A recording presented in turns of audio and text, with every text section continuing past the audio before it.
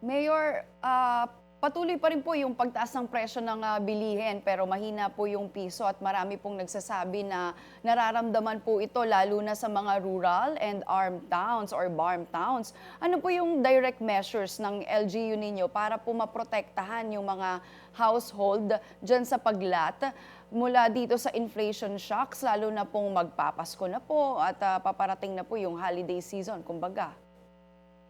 Yes po. Actually, we have a program here na one barangay, one product. Dito po, hinihikayat natin ang ating mga farmers and as well as our fisher folks na kumbaga tulungan sila sa kanilang mga livelihood programs lalo na dito sa marketing systems ng products nila in each barangay. Dito po sa munisipyo ng Paglat, meron po kaming mga palm oils, rice, oats, and katulong po namin ang provincial government and regional government, lalong-lalo na yung MPIT, para po sa marketing ng ating mga farmers, paano nila maibibenta yung kanilang mga products.